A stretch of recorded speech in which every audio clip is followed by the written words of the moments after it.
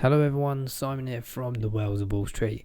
IOTX is on our radar today. We haven't done this one for a week or so it's very important that we catch up with this one. We'll go into the chart shortly, but first of all, let's have a look at a couple of top line elements for IOTX. Now, randomly, for some reason, they brought out this wonderful NFT here for people who pre-ordered the Pebble, which we covered many times in 2021.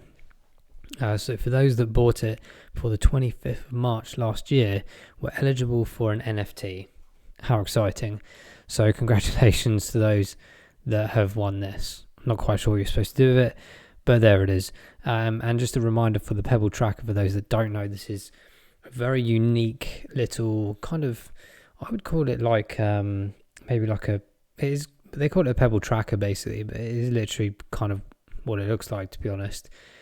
Built in loads of different sensors measuring weather, temperature, all of these things, as well as location. So there's loads of stuff going on with this. It's got a gyroscope sensor built in, and what it's doing is building data. Now this is kind of like a, in my opinion, almost like a trial aspect really of what's going to be provided in terms of data. Data is really important for everything to work in an automated fashion and to keep building the momentum towards what they call machine-fi, but ultimately machine-to-machine learning. But in order for a machine to learn, humans need to input data, information, of which we've been doing, to be fair, for a number of years now, via the things like browsing, digital footprints or fingerprints rather. And we got things like the usage of our phones, what we do when we buy, what we purchase, how we order, and all of these things, which will be connected as well via this tracker with whatever you do, is, I think it's got a built-in SIM card or something as well. So it interlaces on that aspect of connectivity to the server or whatever. But this is all really building the information required to, in the future, have blockchain take over, to have AI, to have machine take over what we do. So this is kind of weird because you are essentially, as I said in a few other videos of similar proportion, is we are investing and promoting things that are on the demise of humanity, essentially, because eventually humans won't have anything to do. Machines will do everything for us. Then it's like, well, why do we need to work anymore if we got everything done for us and everything's harvested, it's delivered, this, that, and the other. So it's kind of like a bit of a weird next like 20 to 50 years, in my opinion. But at the end of the day, this is very interesting. So for me, and I'm sure many of you out there, I'm just going to try and make money off this and hopefully leave this ridiculous world somehow before it all goes very, very strange, if not so already. But yeah, this is of course very interesting technology. I'm looking forward to seeing the development of it. Let me know in the comments below if you have received this yet. I think they did their deliveries in January this year. January 14th, was the first batch. Now I'm not sure if that means they're delivered to people or if that was delivered to their factory or whatever to distribute. So do let us know if you've ordered one or received one. Really interested to know. Trying to get hold of one as well. I did order one a while back, but haven't heard anything yet. But I'm really looking forward to seeing how this works, what kind of data it obtains. And the other thing as well to bear in mind is, with data on blockchain moving forward, is giving more power to people, in the sense that you will be able to sell your data rather than people just stealing it, left, right and center off your phone or whatever without your permission, or you might have signed up to it anyway, you just didn't know. You can actually have some power back to selling your data, being rewarded for that. So it's going to be quite interesting next few years in terms of the tokenomics behind that sort of thing, not just with IOTX, but many other projects out there as well. And I'm very interested because we did a video a while back about the like activity to earn, very similar to like Black Mirror episode. It's that aspect of being rewarded for doing things. And I think with the Pebble tracker and something else with IOTX, we were measuring and monitoring the situation of what was going on with the opportunity for things like if you're doing running or exercise, you get rewarded with tokens, and or your tracker will basically obtain all the information it needs to tell you what rewards you're going to get and give data to other people. And it'll all interlace, mate. Like guys, like make it all work together. So very interested to see how that develops. And then finally, another piece quickly before we go into the chart. This is really cool. So I've been holding ANKR actually for a long time. It's nice to see, this was a few days back now, but pairing up with IOTX. So ANKR will basically be helping in terms of the protocol and procedures, implementing improvements, the speed of the network and things like this, very much helping towards this Web3 infrastructure, very big topic right now, Web3, and how we move forwards with that. And of course, it's machine-fi processing and all the other stuff that is going about its business about, so many different avenues of IOTX now. So I'm really excited to see this development. And I was quite interested actually. I'm not sure, I need to do a bit more research on this, but this is to do with the nodes and the requests and everything like that via ANKR and IOTX. And what was interesting to me was that it looks like a lot of the requests from Jordan, top one Jordan. So I didn't really consider, maybe it's naivety from me, Jordan being heavily involved in blockchain technology as much as the rest of the world. That's not to say that they wouldn't. Anyway, it's more, I just found it fascinating that would be at the top. Very, very interesting to me.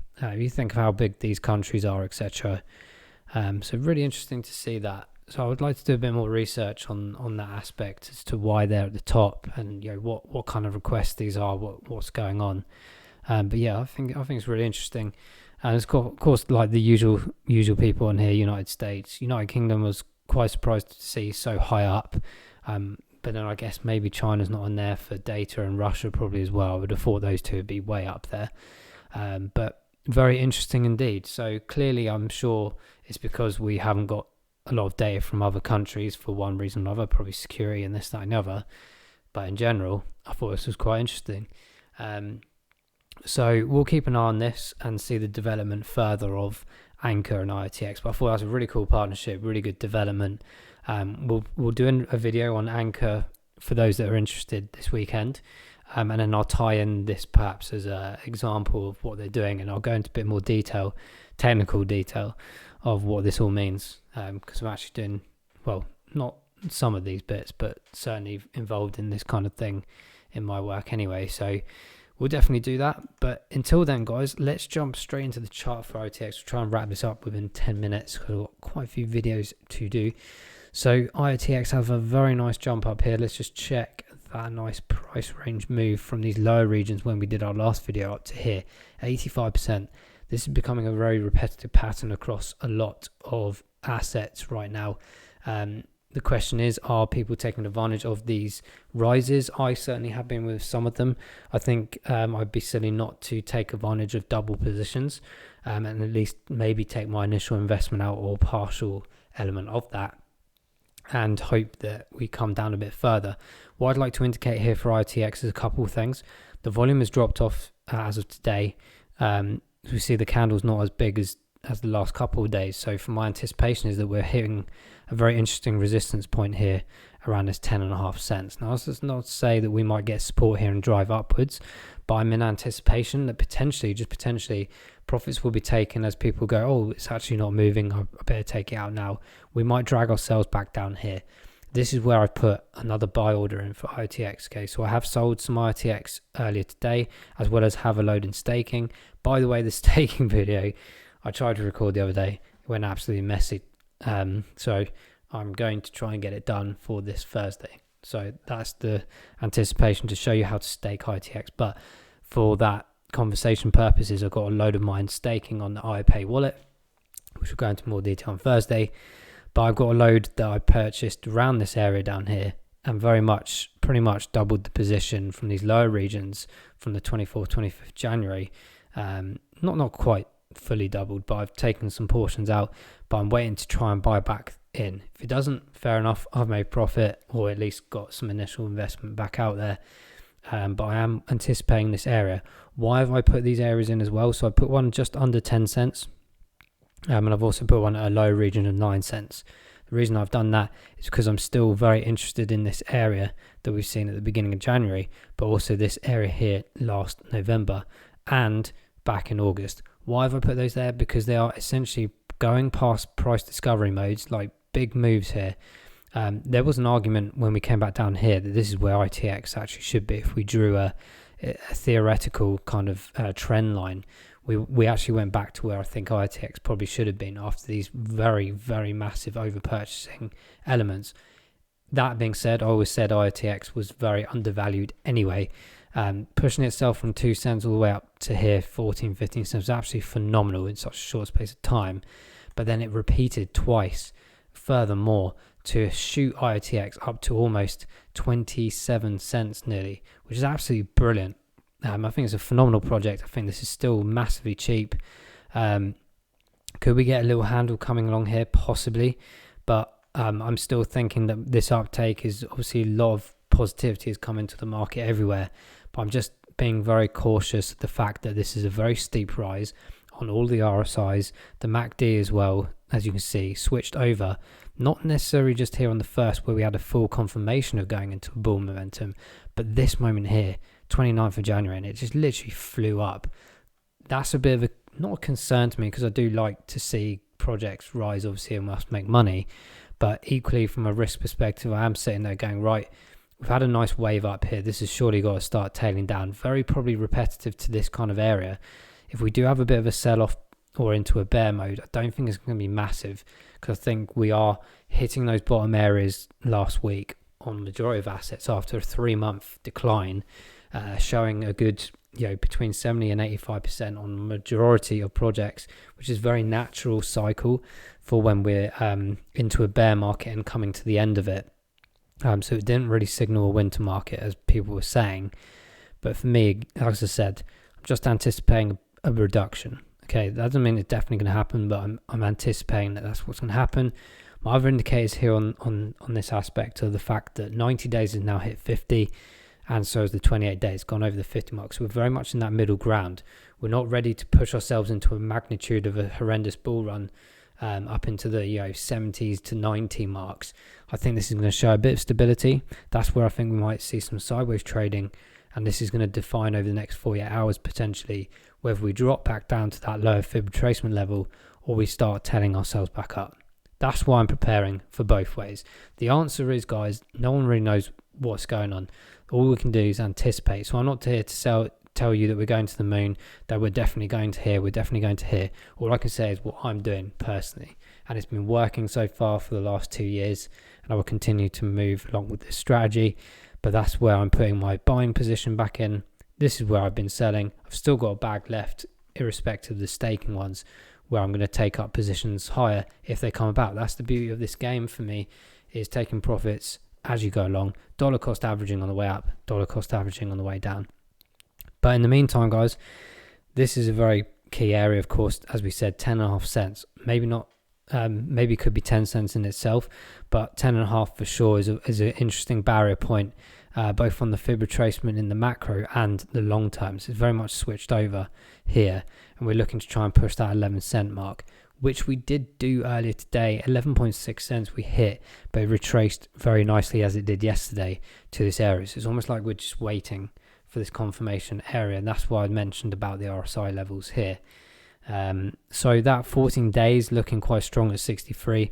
This could potentially push us up to 70, and that's a very, very beautiful buy point personally, a sell point personally, because I was buying it back down here around 23rd, 24th of January at 27.29. So we're very much way past the double positions already on that mark, and that's what the RSI is there for, not just to confirm what you see visually on these charts, but to confirm data wise where we were 14 days ago. And on an RSI, relative strength index, we're at 63. We are more than double the position where we were a couple of weeks ago. That enough for me is to make sure that I take some profits here.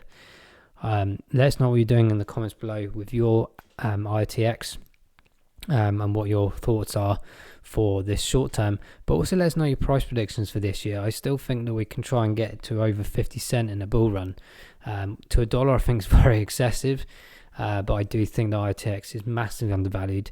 I think it's got so much to show people, and it's still, in my opinion, very under the radar. People don't focus on these AI projects enough, in my opinion, and these are going to be the ones that ultimately take control of the future, not just of humanity but technology as well. So we're in a buy momentum, 47% up on the week. We're still 40% down on 3 months, but that is absolutely fantastic, guys, because look, if we take this top point roughly down, it's around about 76, what we said earlier about this 70 to 85% marker to confirm a bottom. It's already retracing pretty much halfway. I think it's going to have a fantastic year for IOTX. We're still up on the 6 months, and the year is still looking very strong as well. And we are clawing back that year to date as well after this considerable drop down from the beginning of the year as well as the end of last year. So very bullish still on IOTX for this year. It was our number one. IOTX was our AI gem last year. Pick. Go and watch that video if you don't believe me. But I think that it's not just 2021's gem. I think this is a gem for the next few years. Absolutely phenomenal. We're going to wrap that up there, guys. Thank you so much for watching. We will indeed see you in an IOTX update video, hopefully next week. And we will indeed have the staking video on Thursday as well. Take care. We'll see you soon. Bye-bye.